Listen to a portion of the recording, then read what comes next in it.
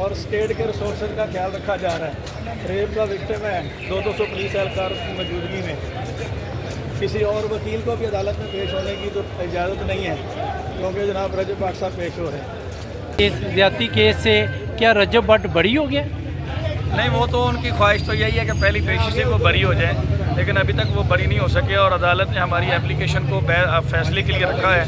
انشاءاللہ اس کیس میں چارج بھی فریم ہوگا، فرد جرم بھی لگے گی، فل ٹرائل بھی ہوگا، سزا بھی ہوگی اور عدالت میں ثابت بھی ہوگا. پہلے دن بھی میں نے یہ بات کی اور آج میں نے کیا بھی ہے.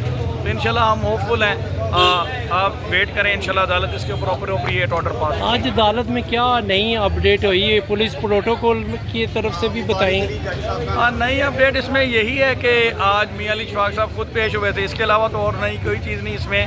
اور ہماری اپلیکیشن پہ عدالت نے بحث جو ہے وہ سن لی ہوئی ہے اور اب عدالت نے اس کے اوپر فیصلہ کرنا ہے کہ فردر افینسز ایڈ کرنے چاہیے یا نہیں کرنے چاہیے. وہ میڈیکل رپورٹ انہوں نے پیش کی، اسکرین شاٹ دیے انہوں نے.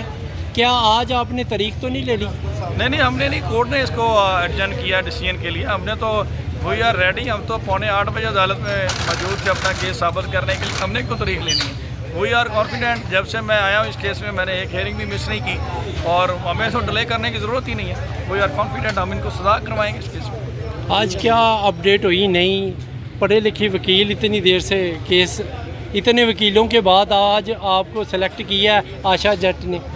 دیکھیں، آپ نے ڈفرینس دیکھا جو مجھ سے پہلے دوست آئے اور مجھ میں بھی. میں نے اپنی طور پر بیسٹ ایفرٹ کی ہے اور کر رہا ہوں اور انشاءاللہ یہی میرا اوبلیگیشن ہے اور اس کو میں پرفارم کروں گا اور انشاءاللہ پروو کروں گا. باقی جزا سزا دینا تو عدالت کا اختیار ہے اور انشاءاللہ ہم عدالت کو سس کریں گے اور عدالت کو سزا بھی دے گی.